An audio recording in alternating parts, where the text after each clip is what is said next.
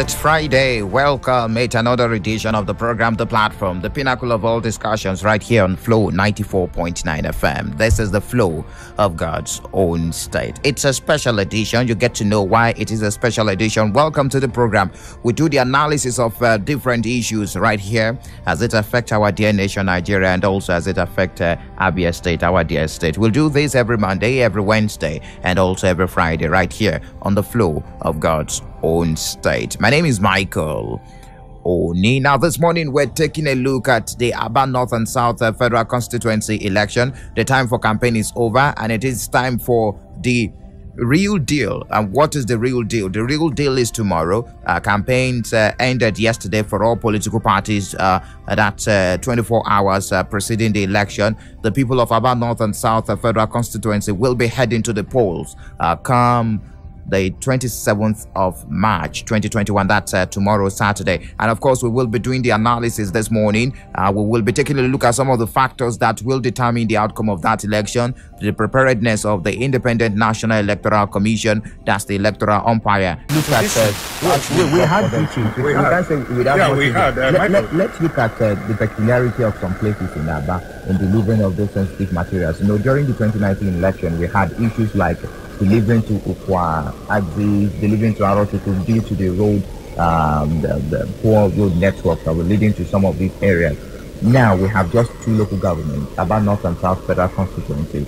Of course, do you think it might be difficult to get into some places also, maybe tomorrow morning? Well, I don't really know how Aba is.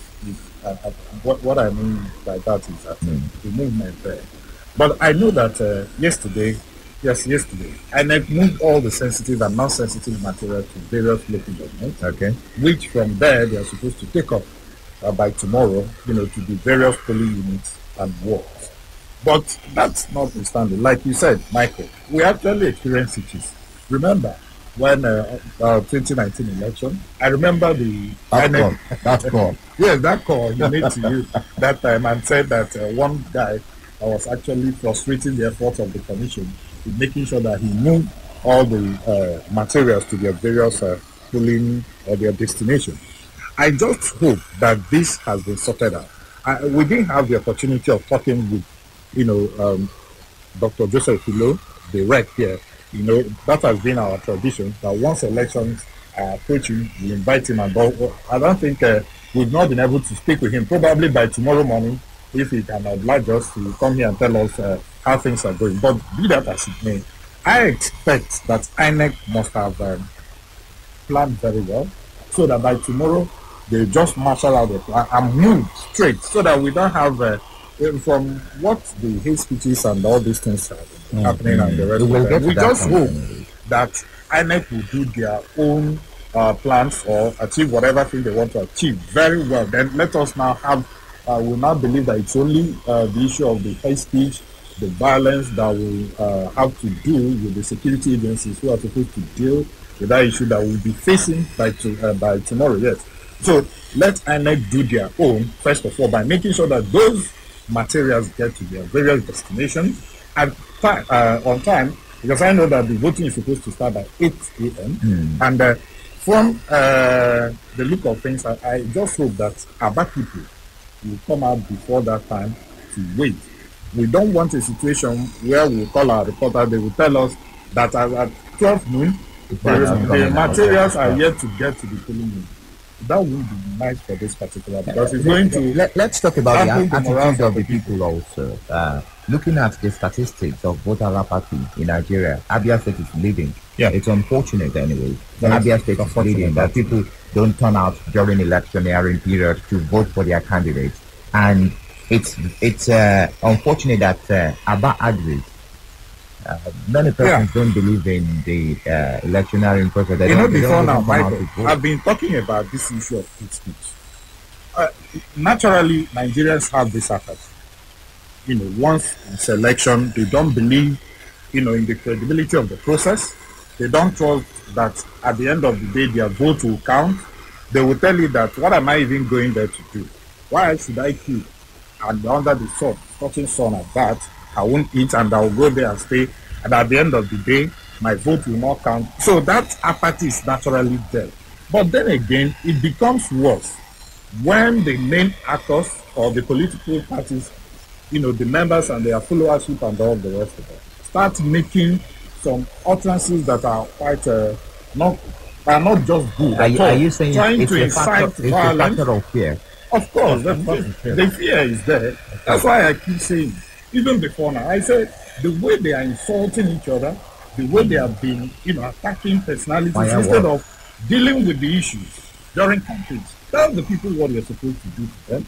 If eventually they get the position, tell them what they're supposed to do, how long they're supposed to deliver, or whatever promise you're making to them. That should be the main focus of every contest in this country. But that is not what we are seeing, especially in our North and South election. Okay. The tantrums is just, above normal. Samson, I want you to take it from the angle of we are seeing more of the actors than the candidates. During the campaign periods, we saw more of the actors than even the candidates. The parties are meant to project their candidates. Well, we didn't even see more of that. It was between the political actors in the state. And so it was more like the contest was between the political parties having the political actors as their faces, and throwing tantrums at each other. We saw less of the candidates. It's a typical example of how not to campaign for an election. I'm telling you, this is a very small election. I mean, you have about 7 or 8 federal constituencies in Abia State, and this is just one off-season election. And what are we talking about? And I just told the chief press secretary that I'm yet to hear the voice of one of the candidates. Is it one? 2? Okay. 2 of the major contenders. And then they missed out on a very big platform that we and other media outfits provided for them to debate and have that engagement. They would have achieved a lot. Much cost per thousand. They would have talked to almost 1 million people just within 1 hour 30 minutes. They missed that. The debate did not hold. It's a shame because a lot was actually put to ensure that happens. And here you have siblings campaigning for the other person. You have the governor leading, and I never heard where the tactics actually was very smart. You saw the governor campaigning from project sites, so he could tell you that he went to inspect his project. And after inspecting his project, he would drop one campaign message. It worked for him. I don't know whether it will end up in a good harvest tomorrow for his own party, but it would have been nice that opportunity was provided for the real contenders to face the people that they are going to represent and speak those promises, and let the people take you by your words, not like your party stakeholders said this. They said like Genica, they said you were going to do a road for us. You can never know yourself more than yourself. A reported speech. And there are you can't hold him by that, because if you call him now, he will ask you, did I tell you that? Did I tell you that? Have you seen their manifestos? I have not seen any. Now, it's a reported speech. And there are so many things involved in communication. Your gesture, your body language, your facial expression. Your facial expression, the way you carry the emotions that comes with such promise can tell someone that this is just one of them or another one in the corner. Interesting. Honestly, I didn't feel good that some candidates of some political parties actually chickened out of that debate. Honestly, because that would have been a better platform, so that we'll listen to them, because all these insults, like I said, all this hate speech, personal attacks and all that, even the day that was the final day for campaign, we were expecting to hear from them, but we heard from these same political stakeholders, these same actors that we've been hearing for donkey years. Exactly, the same point I'm making, because all these people, their own is to come insult the other person. The other person will throw this. What of the main people that are supposed to do the representation themselves? We're not hearing from them. We don't even know. I don't think we can hold anything, that this is what this person said he's going to, do by the time he gets elected tomorrow. We've not heard anything. No, this is what they said you said. You said. They said you said. I don't know when they have become journalists that keep saying they said. Okay, gentlemen, said. do you think the influence of these political actors might influence the outcome of this election? Most definitely. Some of them don't even have their card registered at this polling unit that the election will be taking place tomorrow. Some of them might not even vote, exactly, or will not vote tomorrow. Exactly. But how will it influence it?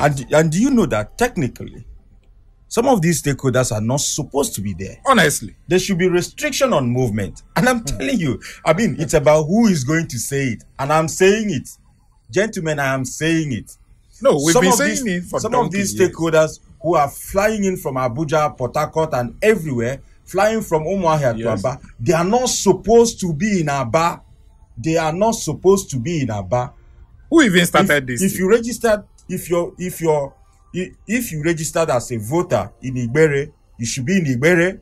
If you registered as a voter in Umuobiakwa, you should be in Umuobiakwa, not in Aba. That's technically and logically speaking. If you think otherwise, you can bring your own logical argument and let's weigh it on the scale. You're not supposed to be there. And if it is an election, if this was a governorship by-election, would you be happy having probably the governor of Sokoto State here? It will cause a lot of tension. And if the governor of Sokoto State was to be remember, there was one election in one of the states that someone locked someone in the hotel. It's your state. I was going to say that it was your state, Michael. It was in Ekiti State in 2014, and that's when this thing started. No, it's forgotten some weekend. No. Well, let us trace the origin of these people who are not supposed to be in a particular state or in a particular location when there's election. You are not supposed to be a voter there, but you are there. It started with Michael's state, Ekiti State, in 2014. When somebody, a governor of the state that ruled that state at some point, was contesting, and some people flew in from Abuja. They don't forget the gate, something gate like that, the military gate and whatever. That was when these things you started. are pointing accusations because it was your own state that thing started, and it was in the case of Ayo Fayose. That was why all these things started. And then you've forgotten that at the point Ayo Fayose was grounded in Port Harcourt when he went to campaign for his party. So you see, and if you remember at the time, Tinubu, Rufai, Oshomole at the time, all of them wanted to be in Ekiti State. Now, immediately after Ekiti, it also happened in beyond this traveling, maybe by air, by water, or by whatever you're using to travel to wherever location. Beyond this traveling, how much influence do you think these actors may have on the election day, on the outcome of the election? Do you think it is necessary for them? And why the interest of traveling? Why the interest of being on ground, despite not having a card that belongs to that location? Let me help you. Now, it is obvious that some of these candidates are really not as popular as they are expected to be, and they need the support, the assistance, a lift from their huge stakeholders. Imagine if you have a number one citizen of a state campaigning for you. My brother, it's a huge boost. But that actually, what it has contributed to is the fear factor that Geneka pointed out. It has contributed to the fear factor. Because right now, what are we thinking about? The people of Aba are really, really scared. There's fear. There's that trepidation all over the air. Tomorrow is just uncertain. And this atmosphere wouldn't have been created if not for the explosive verbal attacks flying from left, right, and center, flying from 8 o'clock till 12 or thereabout, and people saying things that they're not supposed to say, actually. And then they left the issues that they are supposed to canvass. And right now, it's about discussion. They're not talking about the candidate. You're talking about who is supporting the candidate. That should not have been the discussion. It's a misguided discussion, and they have taken it so long, and it got stuck. And right now, whether by error or omission or commission, it is definitely going to define the way the vote swings Something. tomorrow. If you remember before now, Aba is a volatile area. I Forget was this going to get to election. the security situation. Forget this election. Aba, the volatility of Aba has always been there. And if you look That at the is one. index, Then index of crime rates, insecurity in Aba it- was also building. If you remember, because of this cultism and the rest of them, armed robbery, POS operators, the shooting and all that. If you remember, so Aba has its own problem security-wise. Now with this election, with all these verbal attacks, with all these personal assault, you can imagine the tension that will fill the air. And we are saying there's no need for all this.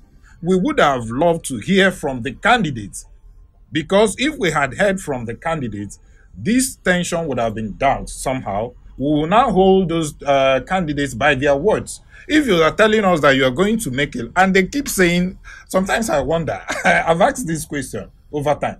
This is a lawmaking position, for Christ's sake. And we have not heard anybody telling us, okay, we are going to make this law or push for this bill that will benefit the people or the constituents of Aba North and South. Nobody has told us that. They keep telling us, okay, we are going to do this road. We are going to... Are you elected to do roads? An executive. This is a lawmaking position. You are supposed to tell us how, by the time you get to the National Assembly, tell us the laws that you are going to make, the template that will form good governance for the executive. That should be the question. And not telling us that you're going to do the road. It's because of the pressure that we have allowed on the system. That's why we are having this issue that a lawmaker will now tell you that I'm going to attract this road project to this. That's not your job. All right. Mr. Man. It is the platform, the pinnacle of all discussions. Friday edition, of course, we're beaming our searchlight on the Aba North and South Federal Constituency election that we hold tomorrow. And of course, it's about that election, some of the factors that will determine the outcome of the election. We're doing a review of the campaign period. Campaign ended yesterday. When we throw the lines open, please, it is very important that to mention that you are not allowed to mention any political party, just as we are not allowed to mention any candidate. If you've noticed our analysis this morning, we've definitely stepped away from that. It is not allowed again. It is less than 24 hours before the election, and according to the rules put in place by the electoral umpire, that's the Independent National Electoral Commission, campaign stopped yesterday. So it's not allowed. Very soon we'll throw the lines open. Let's take a breather now, and when we return, we'll continue the conversation this morning. All right, thank you very much for staying tuned. Still the platform, the pinnacle of all discussions, right here on Flow 94.9 FM. And of course, the analysis of that election is still very much on. We're looking at that election that will take place in Aba North and South Federal Constituency. It's a by-election, and it is looking like a major election because of the participation of the major political stakeholders in Abia State. And of course, I still have with me Ginika and Samson helping me with the analysis and of course factors that will determine the outcome of that election in Aba tomorrow. Just before we throw the lines open, let's look at the expectation of the people and of course the expectation from lawmakers. It seems we've graduated from that point, and we've entered even the expectation from the executive arm of the government during campaigns. Yeah, I beg to look at something before we look at that expectation. Now, why is this election so peculiar? Why is it so important for probably all the major political parties? Okay. And the actors are all on should I say roller coaster? Everybody is moving towards Aba. Why is it so important? It's important take for instance now the opposition parties. It's a way of justifying who is actually leading. Now, all of them, they've been on the saddle since after the last election, 2019, and right now it's another test of supremacy. And if the ruling party says, "Oh, we've done this in Aba," it's a vote for rather maybe an acceptance. And then for the opposition, it's equally a test. Abuja is watching. If you say you are really in charge, let's see how you're going to go about this. And some people are saying it's a dress rehearsal for 2023. Of course, that's what it is. But they both denied it. We've had members of the major political parties contending for this position. They would always plead not guilty. They would always plead not guilty. They say it's but in not the about court 2023 in the court of public opinion, you know the truth. Then the expectation, Genica, before you come in. Now, it is really a misplaced priority. We expect so much from our lawmakers. A lawmaker is not supposed to build a road for you. Where does he get the money? In a sane climb, if you do it, then they should go and look into your checkbook, go and look into your account and see where you got the money. Where did you get the money? When you say constituency project, how is it done? How is it done? What about the statement of I attracted? And you can attract, you can magnet, you can attract, you can magnet, no problem. But how do they attract? Can it be written under your name as a project for a lawmaker? How is done? You know, in the budget, you award the project to various constituencies and all that. The Ministry of Water and other MDAs. You allocate money for various projects or for whatever thing you want it to be used for within the year. And the job of the legislator is to ensure that those money, those projects allocated for whatever, are properly used. Do you get? You must use it. That's where the issue of oversight function comes. And in doing that, that's where the lawmakers will now say, okay, this project was awarded or was approved in the budget and is supposed to be cited in so constituency. What is happening? Why has that particular project not gone to that constituency? And that is where the lawmaker comes in to ask questions. Make sure that those budgetary allocations given to various departments and agencies of government are properly utilized. That is the major function of a lawmaker, which is where the issue of oversight function comes in. Then the issue of lawmaking. You must make laws. There are so many loopholes, lacuna we call it, in our constitution. It's only when something happens that a particular bill comes up. Yeah. Look at those Reactionary. loopholes. Exactly. There are so many issues we are having in this country, but because there are no laws backing them, that is why Nigerians keep suffering. Looking words. That should be the job of the lawmakers, the legislators. Look inwards. See those areas that once you come up with a bill that will help improve the lives of Nigerians, it will better the lives of everybody. That's where you focus. Those are diplomatic ways of addressing Nigerian issues. What most persons want to hear is, I'm going to construct this number of classrooms, I'm going to construct this number of roads. If you don't hear that of the pressure from an aspiring lawmaker in this country, the aspiring lawmaker might not get the vote of the people. You know when it is right to say Senator Michael Oni did? It sounds so awkward. Senator Michael. How can it be awkward? Imagine. Actually, I think I should have used another example. Exactly. Oh goodness! Use another My enemies are working against me. Like Honorable Ginika Olo. It sounds so awkward. It sounds honorable So actually. awkward.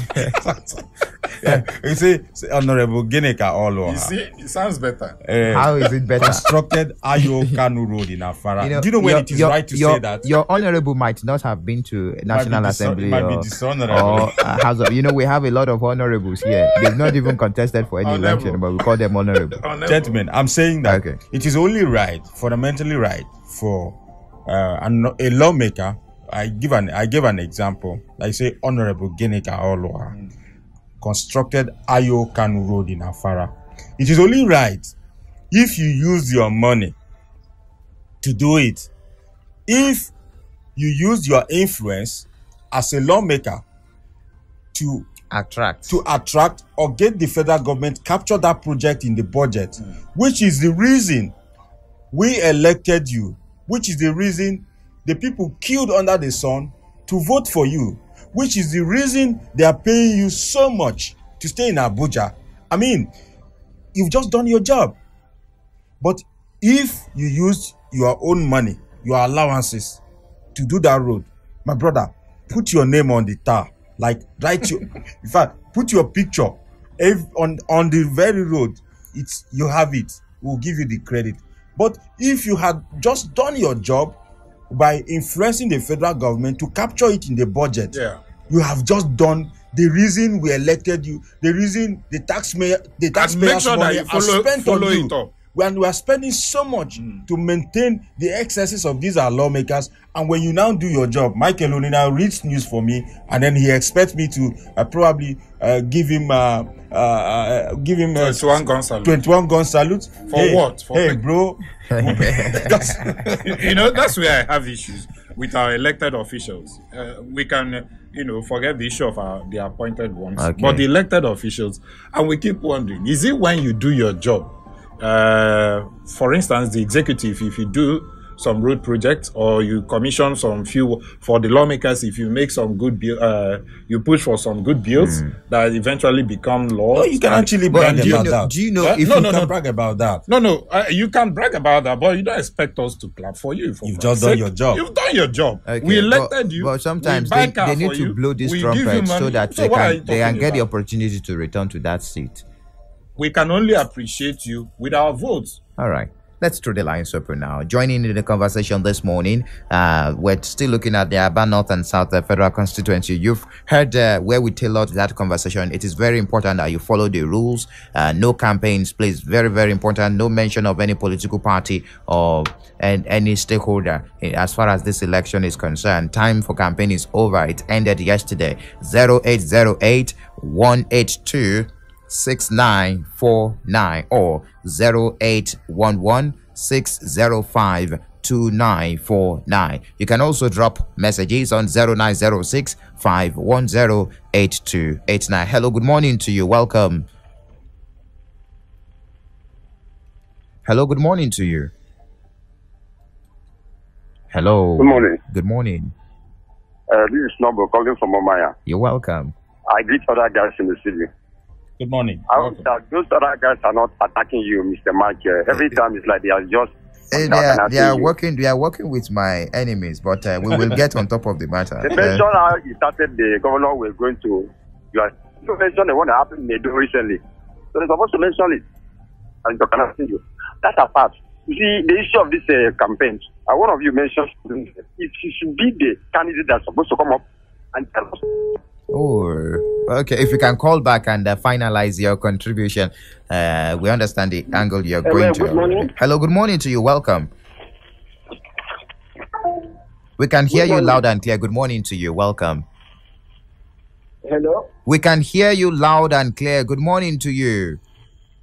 All right. Hello, good morning. Good morning. Thank you. You're welcome. Good morning to you. Thank you. My name is Victor Asano, calling from Moya. You're welcome, Mr. Victor. Yeah. Yes, of course, last night I listened to the... Just go on with your contribution, please. Two wings, from 9 o'clock down to 10 o'clock. And I heard some of the statements made by the other big wing, saying that he brought social person to politics, he made this one to become what he is today. I mean, when I listen to all those statements, in fact, to my own side, it's uncalled for, because nobody that is born of a golden spoon. It is somebody that will bring you out from where you are to the top of the ladder before you become somebody in this world. Then in the other side, I listen to the blueberries of the other person, the other party, which he speaks as an intellectual. I mean, his statement, his analysis. You're still tailoring your conversation towards campaign. What are the factors that will determine this election? That's the question we're asking this morning. Hello, good morning to you. Hello, good morning. You're welcome. Good. Ikechukwu. You're welcome, Ikechukwu. All right. What's going on with the lines this morning? What's happening? Hello, good morning to you. Welcome to the platform. Good morning. You're welcome. We can hear you. My name is Chukwuemeka. I come from Omar. All right, Chukwuemeka. My contribution based on the election is that I don't think we have confidence to vote, because if you stand on the line about 4, 5, 6 hours after voting, yet your vote will not be counted. So there is no reason of people coming out to vote. That's my little contribution. Thank you. All right. Thank you very much for your contribution. Hello. Good morning to you. Welcome. Michael, good morning. Good morning. Good morning. Good morning. You know, you are the one that met Michael to lose the elections in Omaha. It's a known fact. Yes, he's not a good campaign manager. He's not. He has never been. We'll have to change him. Anyway, as regards to the election in Aba tomorrow, I do understand, even if you bring the party chairman, the party national chairman in Aba, it will not make the interest of that party chairman to be met, because at the end of the day, it lies on the electorate to choose who to represent them. It's very unfortunate that I will call this morning and tell you that I'm calling from Aba. What am I doing in Aba? Am I a registered voter in Aba? No. What do I do in Aba? Why should I be there for whatever reason? In as much as it's not my constituency, number one, it's not also where I registered my PVC, number two. So what am I doing there? It's very unfortunate that a lot of us, mainly in the southeast, if I should narrow it down to Abia State, we really play very dirty politics. Only 2 local governments that people are really shouting as if they are going to burn down at Abia State. It's very unfortunate. They should please stop that. Thank you. All right. Thank you for your contribution. Hello. Good morning to you. Welcome. Good morning, Michael Oni. Good morning to you. Lawman the Prophet. Oh, my sweet Michael Oni. Thank you Thank you, our analyst in the house. Good morning. Morning. Yeah, Lawman the Prophet. See, let me tell you one thing that will sway the electorate in tomorrow's election is, number one, people will vote based on, somebody, on sympathy. People will vote on sympathy. One. Two, people will vote based on what have you done. Those people that have been there, what have they done since they were there? Or then another thing that will sway people voters is, one, what have you done presently that can make me to vote for you? So one mercy will be there, maybe sympathy of what has happened or what did not happen. So, and two, what have you done after you have been there for many years, or what are you doing, or what is it that has been done that will push me to vote for you? So these are the things, because I don't want to delve into the area to look at if I'm campaigning for anybody, because campaign has ended. But these are the 3 things that will make people to vote tomorrow. What have you done presently that can make me to vote for you? Sympathy, too. And what have you been doing ever since you have been there? Thank you very much. All right. Thank you very much for your contribution, Lawman the Prophet. Hello. Hello. Good morning. It's Ike Chuku calling from Umaya. All right, Ike Chuku. See, my area is insecurity.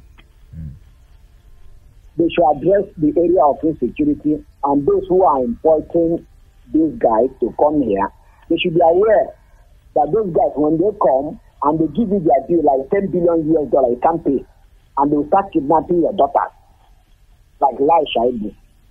They should regulate the petroleum downstream. Everybody should have his own modern refineries where you can refine and bring to the market. So it is very competitive in nature, as we have telecommunication industry. You understand? Okay. And they should address the issue of this skyrocketing of goods and services. Everything is on high.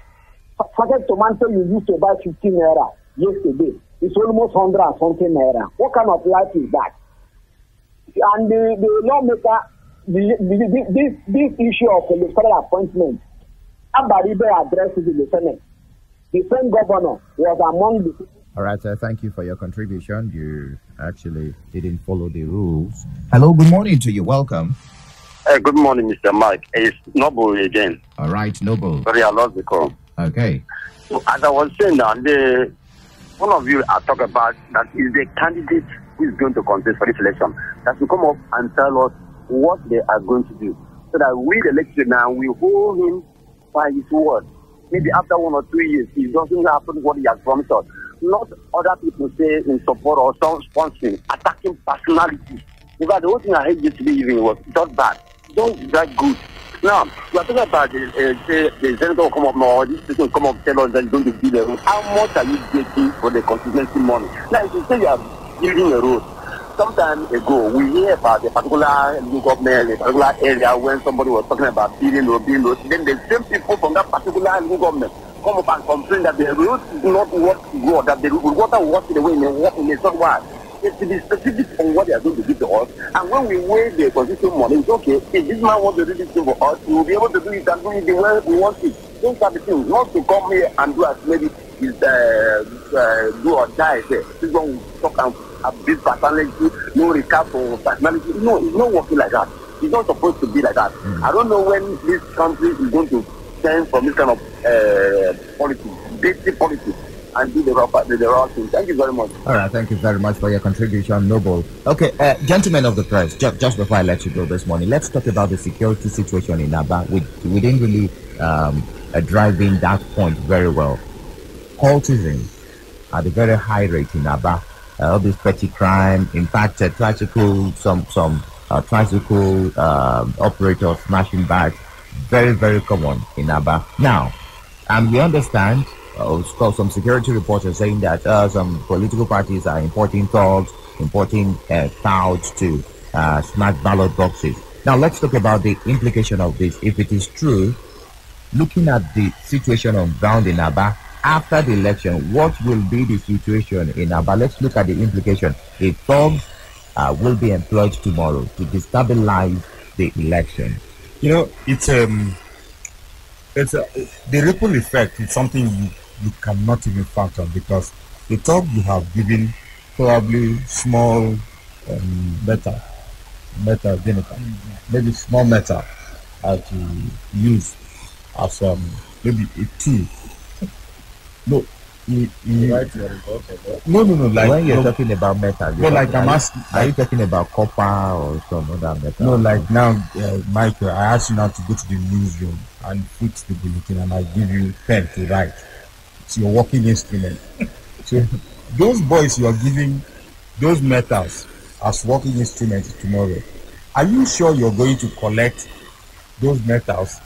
I'm just saying, I'm just thinking aloud.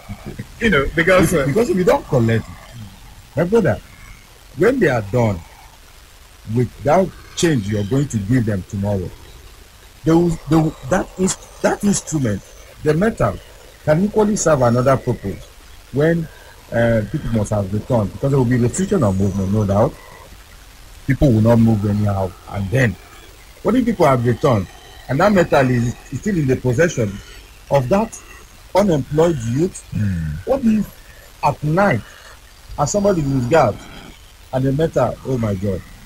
Okay, you've addressed that. I want to address another side, another angle. We should not paint. We should not paint issues here. Money will flow tomorrow. Money will flow. That is. I don't. Dollars will flow. No, I'm just thinking who will receive the money, who will be giving the money, and the rest of them, because we'll be here in the studio. I'm just thinking. But then again, let me But let me say, you understand your situation. Yeah, you are the only one in the studio. Yeah. So, but what I am saying, not having money will flow, but the implication of selling your conscience. That's what I want you to address, Binika. Why won't if anybody decides to sell his conscience in this particular election for Aba North and South, you won't blame him, because the people that are supposed to tell you what they are supposed to do for you are not for. So it is right for you to collect money from politicians. So what are you voting for? Now tell me, if you are a voter in Aba, what will you vote for? You hear from the candidate? No, the angle you're bringing this argument from is what I don't understand. If I were the candidate, the areas they would have looked at, first of all, the issue of electoral reform. This is purely legislative matter. The issue of electoral reform, which has been the problem we are having in this country, that the electoral process of this country has been in shambles.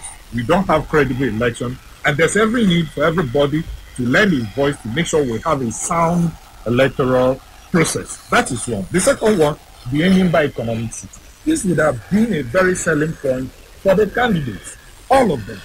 What laws can you make to make sure that that particular project comes to fruition? That should be their major focus. Then the issue of insecurity in Aba. Aba, I've said it, is a red flag. There's Obasanjo at some point, described Aba as a rascal area. Yeah. And that Aba is known for rascal. You know, when when it gets to like 5:36 in the night, at 6 p.m. in the evening, in some areas in Aba, you have to just exactly. So what laws can you make to make sure that the federal government, you attract the attention of the federal government to do security in that place? Then the issue of commerce and trading, that is what thrives in Aba. The SMEs and all that, what laws can you make to support exactly? These are simple things we expected those candidates to come up with. Not that you're going to build which road. What money do you have to do with? Are you supposed, you see, you don't have what it takes constitutionally to do roads as a lawmaker. It's wrong. Okay. Now, I mean, it's not all that bad. I mean, out of the doom and gloomy pictures that everybody painted, there's one thing that I love about this exercise. There's one thing I love. There's a takeaway from me. Okay. The fact here is that Aba, whether they believe it or not, whether you are in the Umbrella FC, the Bloom City FC, or the Cockroach FC, or whatever football club you play for, one thing that's been asserted here is that Aba is a cosmopolitan environment. It's been asserted. People have come to know that. And with all these actions going down there, the world have come to know that Aba is a very strategic location. It's a very strategic area as far as the growth, politics, and everything about Abia State is concerned.